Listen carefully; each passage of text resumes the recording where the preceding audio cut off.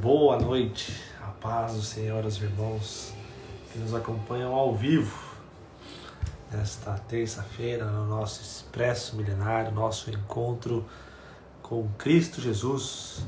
Nós já estamos aqui online, conectados, Conectados na presença de Deus para recebermos mais dele, para glorificarmos o nome dele, porque sem Deus nós nada somos, nós nada podemos fazer.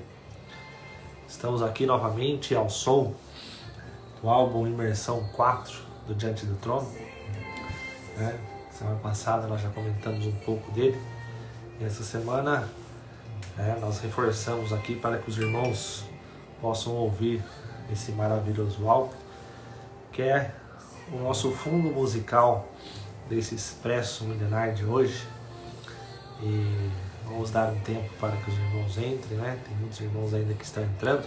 Enquanto isso, eu vou aqui enviar o aviãozinho para os nossos irmãos aqui. Então, eu convido para que vocês façam o mesmo. Vamos enviar um aviãozinho aí, vamos compartilhar com os nossos contatos aqui do Instagram, para que eles estejam conosco, para que eles nos deem essa alegria, poderem estar juntos conosco aqui.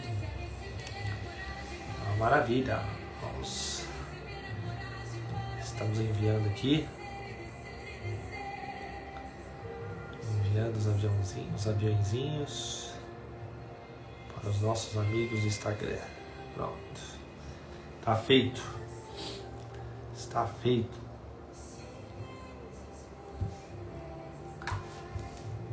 daqui a pouquinho já vou deixar aqui já fixado, vamos ver aqui que eu separei uma palavra de uma curiosidade para o nosso começo, mas eu vou deixar no fixado aí o que realmente nós vamos falar hoje, que está no livro de Eclesiastes, capítulo 4, versículos 9 a 13. Então eu vou deixar aqui. Está fixado aí, Eclesiástico, Eclesiástico é um outro livro da Bíblia apócrifa. Então é Eclesiastes, tá? Eclesiastes ali logo depois de Provérbios, que é o que nós vamos comentar agora rapidamente. Deixa eu só abrir aqui, que eu quero fazer só uma curiosidade para os irmãos, Não precisam nem abrir a Bíblia, já está separado aqui, e eu vou ler para vocês. Quando nós falamos que a Bíblia Sagrada ela contempla tudo, é porque realmente ela contempla tudo, Se nós imaginarmos que esse livro ele terminou de ser escrito há aproximadamente 2000 anos atrás, percebam que ele é muito atual. E aqui eu vou comentar algo que está escrito em Provérbios, ou seja, Provérbios foi escrito há muito tempo, Não foi escrito há 20 anos atrás, ele foi escrito há 10 anos atrás. E se nós abrirmos em Provérbios 26, 17, os irmãos não precisam abrir, eu vou abrir aqui rapidamente na Bíblia pelo celular. Está escrito assim: quem se mete em questão alheia é como aquele que toma pelas orelhas um cão que passa. Como louco que lança fogo, flechas e morte, assim é o homem que engana seu próximo e diz: fiz isso por brincadeira. Esse é um provérbio de Salomão. Provérbio de Salomão. Há quanto tempo foi escrito esse livro? E olha como ele é atual. Esses dias eu estava relendo, esse livro de Provérbios, que eu gosto. Quem me conhece sabe que eu gosto muito de Provérbios. E eu estava lendo, e quando eu cheguei aqui no Provérbio 26, eu li esse versículo de número 18, 19, e falei: não, isso não é possível. Não é possível que um livro escrito há muito tempo atrás trazer isso, Que é como um louco, O homem que engana seu próximo e diz: é brincadeira. Nos dias atuais isso é muito fácil, Se alguém tivesse escrito isso. Mesmo se tivesse escrito há 40 anos atrás, há 50 anos atrás. Mas isso contempla o quê? Contempla a perfeição da palavra de Deus. Ah, mas ela é escrita por homens. É escrita por homens, mas inspirada pelo Espírito Santo. Pronto, acabou. E como não está preso no tempo a palavra. Tanto é que diz que tudo passará, mas a palavra de Deus permanecerá para sempre. E a palavra de Deus também é o que está aqui na Bíblia Sagrada. E é por isso que nós temos que amar a leitura da Bíblia. Pode parecer enfadonho, pode parecer chato, pode parecer cansativo, mas tudo que nós precisamos de Deus, tudo que nós precisamos saber de Deus e tudo que nós precisamos saber do que Deus tem para nós, está na Bíblia Sagrada. Não é à toa que a Bíblia foi deixada a nós. Deus, na perfeição dele, ele deixou um livro para nós. Por quê? Para nós seguirmos, para nós lermos. Ah, mas é difícil. Realmente é difícil. Mas se nós lermos com a ajuda do Espírito Santo, tudo se torna simples. Nós lemos a Bíblia Sagrada na companhia do seu autor. Então você está lendo a sua Bíblia aí no celular, ou a Bíblia mesmo impressa, o Espírito Santo está dentro de você. Então você está lendo na presença de quem inspirou os homens a escrever o livro. Isso é maravilhoso. Não precisa falar mais nada. Então esse livro é um livro incomparável. Eu que gosto muito da leitura, e muitos irmãos aí que acompanham também gostam de ler, é impossível ler a Bíblia e não gostar do que está escrito lá. A pessoa de início, ela pode até não concordar, mas que a pessoa vai se maravilhar, ela vai. Quantos ateus, quantos agnósticos se converteram porque foram ler a Bíblia como um livro histórico, como um livro de conhecimento, na curiosidade da leitura, e acabaram se convertendo, porque ao ler a palavra de Deus, o Espírito Santo começa a agir, e isso é maravilhoso. Então eu trouxe aqui essa porção de Provérbios 26, 19, apenas aqui para uma abertura de curiosidade, e para endossar aquilo que nós temos falado, de como é maravilhosa a palavra de Deus. Amém? Mas, como eu já deixei aí para que os irmãos preparem, nós vamos comentar aqui de Eclesiastes 4, Eclesiastes 4, que também é um livro maravilhoso, é um livro bem curioso, aliás, Eu e minha esposa Juliana, nós gostamos muito, nós temos a curiosidade desse livro de Eclesiastes, que é um livro bem... tem seus mistérios, tem seus enigmas, tem as suas chaves, é claro, mas é um livro para ser estudado, para ser pensado, para ser orado, que é maravilhoso. Muitos falam, por que Eclesiastes está na Bíblia? Por que Cântico dos Cânticos está na Bíblia? O Salomão, ele escreveu, isso está na Bíblia, ele escreveu mais do que 5.000 cânticos, 5.003, 5.004 cânticos. E esse livro, o de Cântico dos Cânticos, Cantares, ele é o quê? É o Cântico dos Cânticos. De todos os cânticos que Salomão escreveu, o Cântico dos Cânticos, que é o que está na Bíblia, não à toa, é a sua obra de ponta, é a sua obra de destaque. E também é um livro maravilhoso, hein? Cântico dos Cânticos, ali, Cantares, é maravilhoso. As pessoas podem achar um livro de poesia no meio da Bíblia, mas é um livro que fala muito do amor de Deus. É um livro que traz características do amor de Deus, sinais do amor de Deus, e que nós, com certeza, precisamos ler. Mas aqui, em Eclesiastes 4, a partir do versículo 7, ele diz assim, ele fala muito, Eclesiastes fala muito das vaidades, de que não há nada novo abaixo do sol, tal. E ele chega num ponto aqui que ele começa a considerar algumas vaidades. E o autor escreve, então, versículo 7 do capítulo 9, considerei outra vaidade. Olha só, outro exemplo lá, que eu vou falar aqui também é muito atual. O homem sem ninguém, não tem filho nem irmã, contudo, não cessa de trabalhar, e seus olhos não se fartam de riquezas. E não diz, para quem trabalho eu se nego a minha alma os bens da vida? também isso é vaidade e enfadonho o trabalho. Então, introdução. Aqui ele está considerando uma vaidade daquele homem que não tem família, que não tem esposa, que não tem uma irmã, que não tem uma filha ou um filho. E ele trabalha, ganha dinheiro, as riquezas estão ali. É uma pessoa próspera, uma pessoa milionária ou até bilionária. E ele não pensa, né, com ele mesmo, por que eu estou trabalhando se eu nego, né, a minha alma, os bens da vida, né? Então o autor fala, também isso é vaidade. O homem que não tem família, a pessoa que não tem família, não tem ninguém, trabalha, gera, ganha dinheiro, é milionário, bilionário, não aproveita a vida. Isso é vaidade, diz o autor. Aí, no versículo 9, ele, na continuação, na complementação, seguindo esse raciocínio, ele diz, melhor é serem dois do que um, porque tem melhor paga do seu trabalho. Então ele começou a falar, aquele homem sozinho que trabalha, ganha dinheiro, não tem o que fazer com o dinheiro, é vaidade. Então é melhor ser dois do que ser um.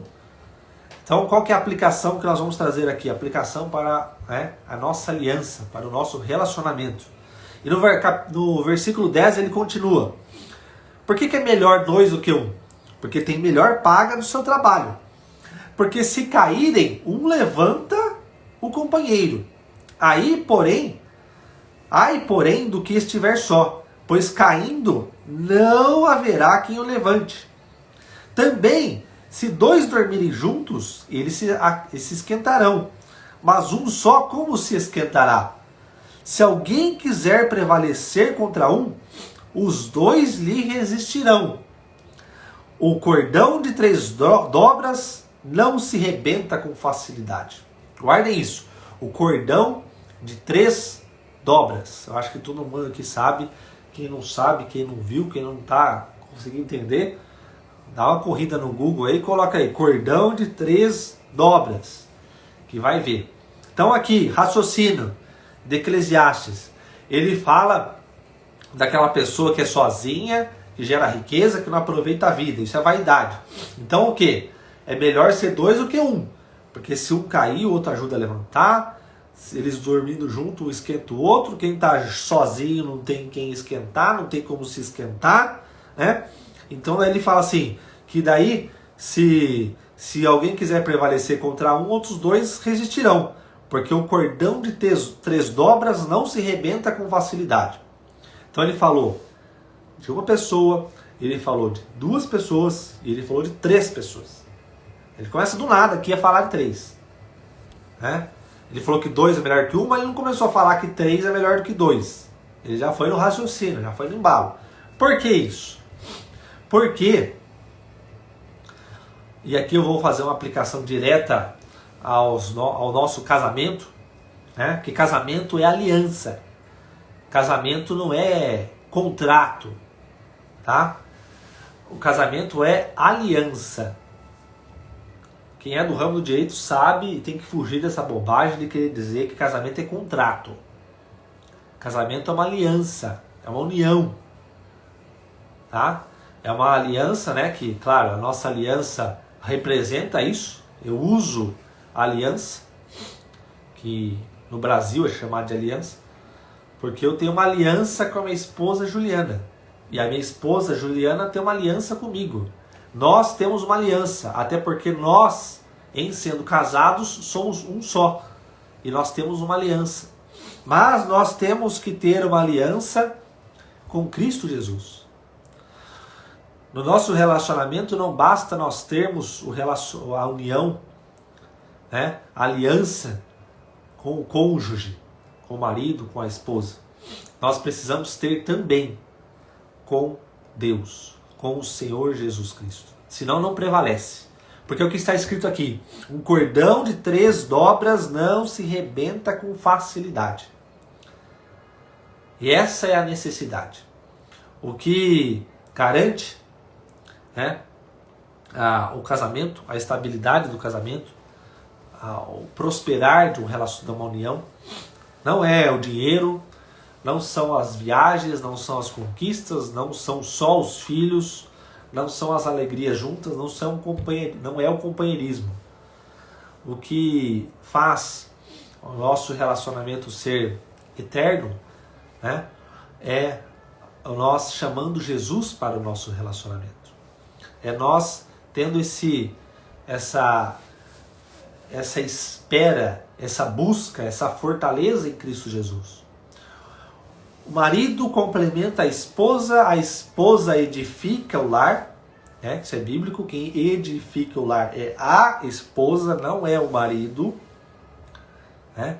O marido é o cabeça, assim como Cristo é o cabeça da igreja, o marido é o cabeça, mas quem edifica o lar é a esposa. Então vocês perceberam que os dois têm as suas responsabilidades e os seus afazeres, né? Então não é só o marido e também não é só a mulher, são os dois, até porque é um relacionamento, os dois em um, mas cada um com a sua responsabilidade, né? Cada um com a sua alegria, cada um com a sua parte, mesmo sendo um, tá? Sendo um, é um só, isso é bíblico.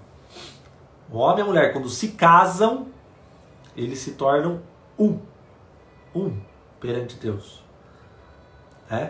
E aqui, o homem na sua responsabilidade no lar e a mulher na sua responsabilidade no lar tem que estar ligados a Cristo Jesus.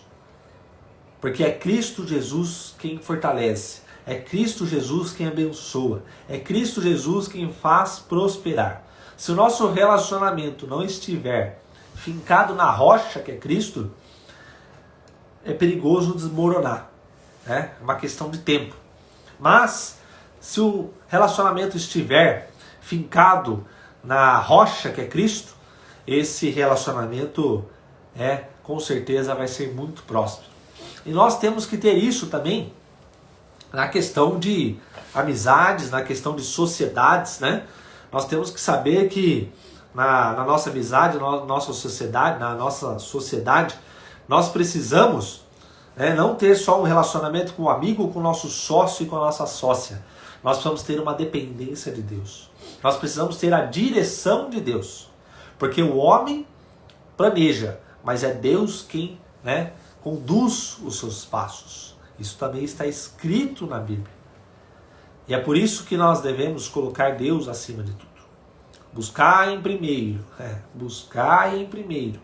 Se nós buscarmos primeiro a Deus, nós seremos prósperos. Se nós buscarmos primeiro a Deus, nós seremos fortalecidos. Se nós buscarmos primeiro a Deus, nós seremos abençoados. E essa é a maravilha disso. Essa é a importância disso. É por isso que um cordão de 3 dobras não se arrebenta com facilidade. Porque uma dobra aqui é o marido, a outra dobra é a esposa e a outra dobra é Cristo Jesus.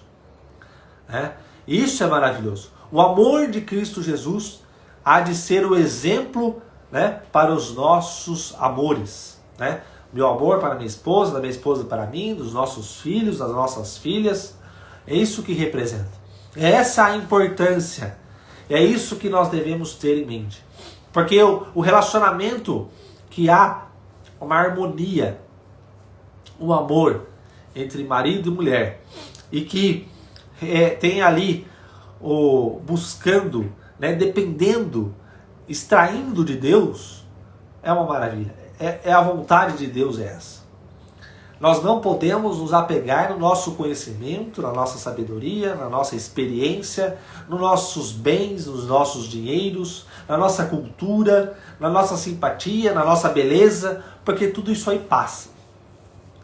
Tudo isso aí passa. O que permanece é a vontade de Deus. O que prevalece é a vontade de Deus. O que interessa é a vontade de Deus. Porque nós não somos seres criados para essa vida. Eu gosto de dizer isso. Eu posso viver 110 anos.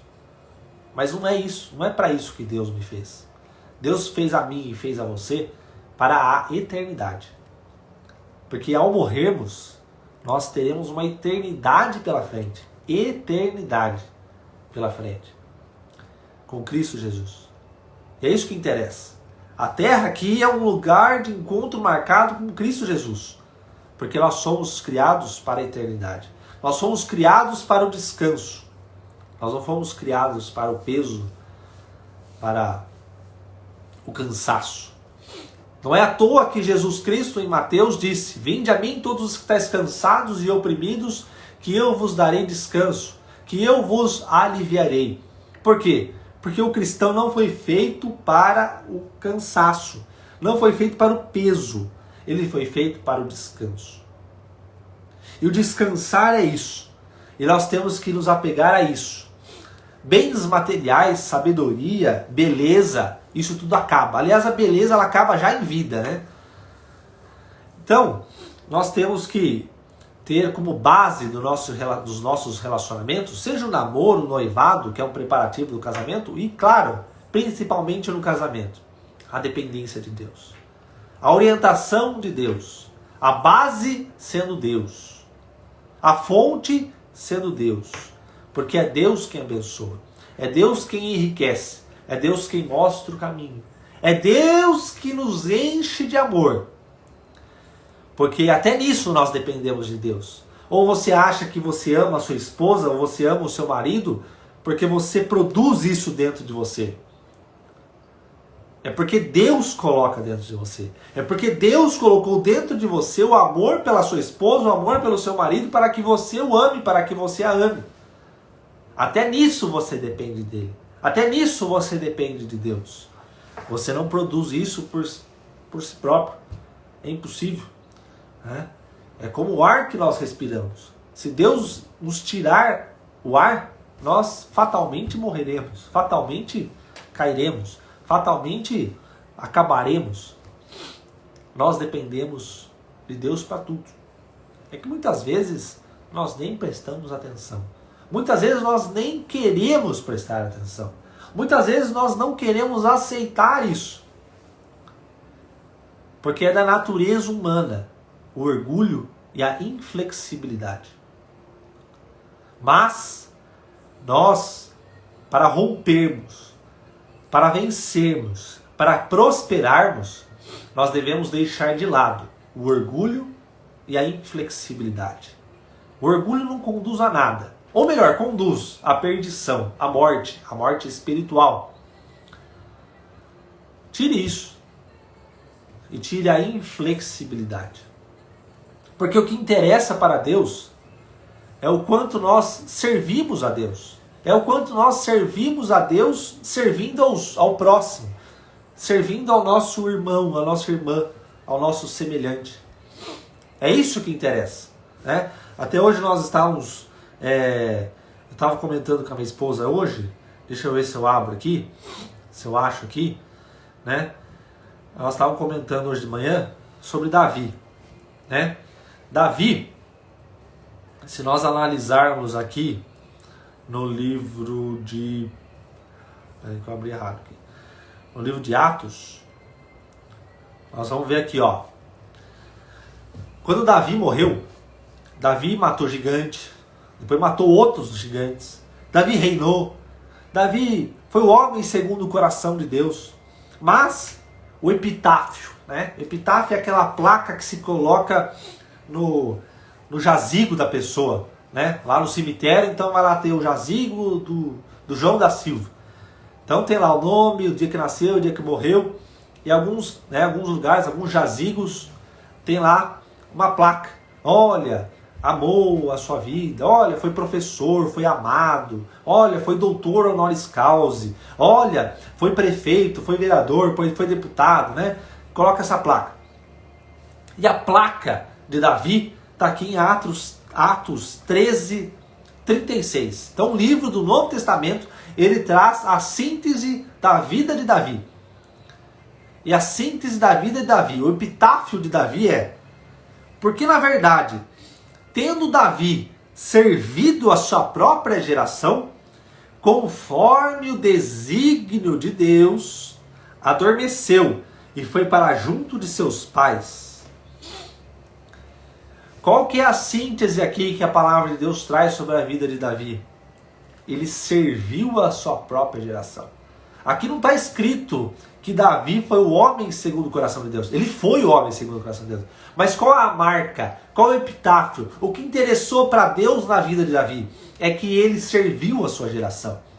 E Davi, sendo rei, Ele serviu a sua geração. E nós aqui não vamos servir. Jesus serviu, nós não vamos servir, eu não vou servir, você não vai servir. Larga fora esse orgulho, larga fora essa inflexibilidade e sirva ao próximo, sirva ao seu irmão. Porque para você romper, para você ser próspero, para você ser abençoado, você precisa servir. Servir conforme o desígnio de Deus. Servir ao irmão, servir a irmão, servir a alguma pessoa, não é ser o bobo da corte. Não é ser passado para trás. Não é ser enganado. E também não é fazer segundo a sua própria vontade. Ah, eu vou servir esse copo de água ali. Não. Servir conforme o desígnio de Deus, conforme a vontade de Deus. Veja como que nós dependemos de Deus para tudo. E que aqui na vida de Davi, estou dizendo tudo isso dentro do contexto do que está lá em Eclesiastes 4:9. Servir. Servir para romper. Servir para prosperar. Servir para ser abençoado. E no nosso relacionamento, eu com a minha esposa, você com a sua esposa, com o seu marido, nós precisamos servir um ao outro. Eu preciso ser o cabeça e a minha esposa precisa edificar o lar. E principalmente, ter a base, ter a fonte em Cristo Jesus. Porque como está bem falando a minha esposa Juliana, maior é aquele que serve. E quantos exemplos tem na Bíblia? Quantas passagens bíblicas falam sobre o servir? Servir a esposa, servir o marido, servir aos filhos, servir aos pais, aos avós, ao pastor, à pastora, ao missionário, à irmã, ao vizinho, ao conhecido, ao desconhecido na rua. Tudo isso serve para nós aprendermos a servir. E para servir, não cabe o orgulho e não cabe a inflexibilidade. Irmãos, é simples. Nós sabemos qual foi a trajetória de Jesus. Nós sabemos o que Jesus fez. Não é à toa que existem 4 evangelhos para registrar o que Jesus fez. Algumas coisas, Então nós temos o registro. Para quê? Para nós seguirmos o exemplo de Jesus. Não é à toa que nós somos cristãos. Atos 11:26. As pessoas viram aquelas pessoas que eram seguidores de Jesus, que faziam conforme Jesus, e falaram, então eles são cristãos. Nós não somos crentes, nós somos evangélicos, nós somos cristãos. Porque nós fazemos e seguimos o exemplo do que Cristo Jesus fez. E se Cristo serviu, nós precisamos servir. Se Cristo abençoou, nós precisamos abençoar. Se Cristo foi próspero, nós precisamos ser prósperos. Se Cristo repreendeu quem não produzia, quem não dava frutos, é porque nós precisamos dar frutos. Nós precisamos servir. E nós precisamos ter a dependência de Cristo Jesus. Eu fiz todo esse arranjo. Eu comecei lá em Provérbios, naquela palavra de abertura que eu falei aqui de vocês, de curiosidade. Vim para Eclesiastes, agora fui para Atos. Mas dentro do mesmo assunto, do mesmo contexto. Para que nós tenhamos Deus como nossa base, como nosso guia, como nosso Senhor. Como aquele que diz, filho, a minha vontade é essa. E nós vamos começar a fazer. Porque o cordão de 3 dobras não se arrebenta facilmente. O nosso casamento, estando na dependência de Deus, não vai arrebentar. Não vai ser cortado. Não vai ser desfiado.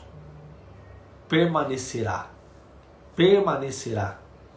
Porque aquilo que Deus une, homem nenhum pode separar. Nada pode separar. Que nós tenhamos então, irmãos, essa consciência. Que nós tenhamos então essa atitude, essa perseverança, essa dependência de Cristo Jesus para amarmos o nosso cônjuge, para abençoarmos o nosso cônjuge, para ensinarmos e aprendermos com o nosso cônjuge, com a esposa, com o marido.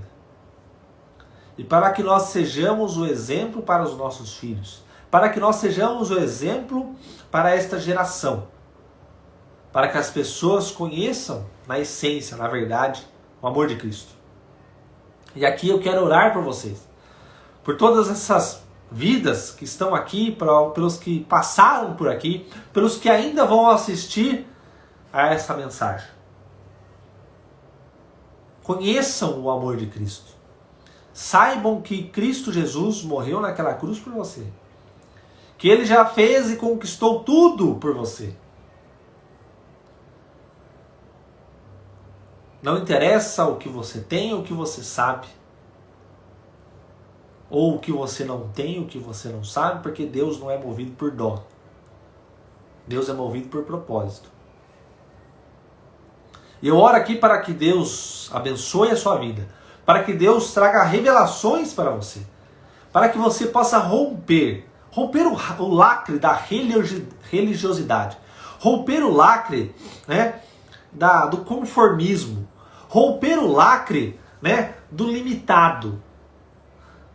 Porque nós fomos feitos para romper em fé, conquistar em fé, e que Deus encha a sua vida de fé. Encha a sua pessoa de fé, de ousadia, de intrepidez,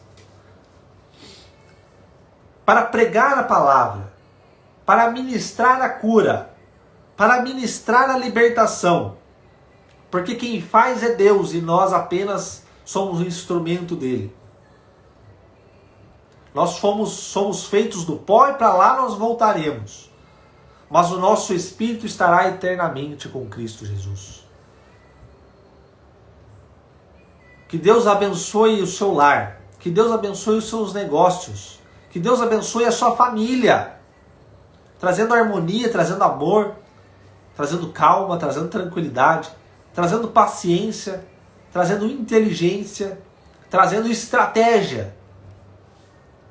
Retirando tudo que é ruim, tudo que é nefasto, tudo que é indelével, tudo que é contra a vontade de Deus, para que haja prosperidade no seu lar, para que haja prosperidade no seu casamento, para que haja prosperidade no seu relacionamento. Porque eu repito, o nosso Deus é um Deus de prosperidade, não só de prosperidade material, mas também espiritual.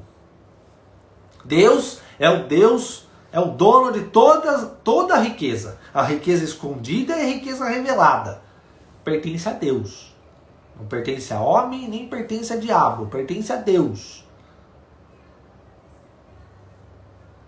Então, você ser próspero, e agora eu digo financeiramente, não é pecado, não é errado. Você não pode estar preso nisso. Você não pode estar e viver 100% buscando a isso.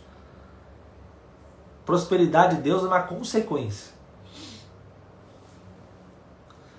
Salmo 90, eu estou aqui orando. Salmo 90 diz: ensina-nos a contar os nossos dias. Porque Deus só contabiliza, Deus só considera os dias em que nós fazemos a vontade dele. Se hoje eu fiz a vontade dele, se no dia de hoje, dia de 29 de setembro, eu fiz a vontade de Deus, está na contabilidade de Deus. Se eu não fiz a vontade de Deus hoje, esse dia 29 de setembro não existiu na minha vida, não existiu na minha vida perante Deus. Portanto, busquemos a vontade de Deus. Eu não sei qual é a vontade de Deus para a sua vida, mas Deus sabe. E é por isso que eu oro para que Deus mostre para você.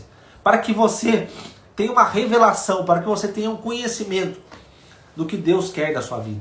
Do que você precisa fazer. Porque Deus vai abençoar. Deus vai fazer você próspero. E que você seja curado pelo poder que há no nome de Jesus. Que você seja liberto da depressão, da angústia, do medo.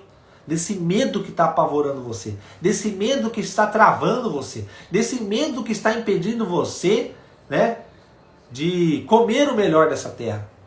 De ser próspero, de ser feliz. De ser ousado, de colher os frutos. Deus vai tirar esse medo da sua vida. Deus vai tirar esse trauma da sua vida. Esse é um plano maligno para a sua vida. Isso é feito para que você fique amarrado, preso, condicionado. Mas saiba que o nosso Deus não é Deus disso. Nosso Deus é um Deus de liberdade. Nosso Deus é um Deus de rompimento, de liberação. E essa noite Deus está liberando você. Dessa noite Deus está fazendo você romper. Dessa noite Deus está arrancando esse trauma, esse medo, essa angústia, essa decepção, essa depressão. Creia em Cristo Jesus. Ore. Saiba que Jesus não fez você para ser depressivo, para ser triste. Aliás, a ordem de Deus para nossas vidas, que está em Filipenses, é para que nós nos alegremos. Para que nós nos alegremos sempre no Senhor. Como é que nós vamos nos alegrar sempre no Senhor se nós estivermos depressivos? Portanto, a depressão não é a vontade de Deus. Deus fez você para ser feliz. Deus fez você para ter um sorriso no rosto. Essa noite é uma noite que Cristo Jesus vai trazer isso de volta para a sua vida. Deus vai restaurar isso na sua vida, pelo poder e autoridade que há no nome de Jesus. E que os próximos dias sejam dias, que você vai romper. Sejam dias que você vai superar os limites que o mundo, que Satanás estão tentando impor a você. Você é filho de Deus. Você é sacerdócio real. Você não foi feito para ser humilhado, para ser menosprezado. Você foi feito para comer o melhor dessa terra. Você foi feito e é filho de Deus. Você é exemplo de Deus. Você foi feito à imagem e semelhança de Cristo Jesus. Aliás, imagem e semelhança de Deus, de Jesus Cristo e do Espírito Santo. Tome posse disso. Saiba disso. Não é pensamento positivo, não é otimismo, não é média. Eu não estou falando que eu imagino que vocês queiram ouvir. Eu estou dizendo que vocês precisam ouvir. Que essa seja a força, que essa seja a ousadia dentro de vocês. A força e a ousadia de Cristo Jesus. A força e a ousadia do Espírito Santo. E que vocês rompam, que vocês vençam e que vocês tenham realmente uma união, uma aliança, dependendo de Deus. Que Deus os abençoe, que Deus os proteja em nome de Jesus. E nós estamos à disposição para orarmos, para conversarmos, para tirarmos dúvida. Contem conosco. Uma boa noite e até a próxima. Muito obrigado.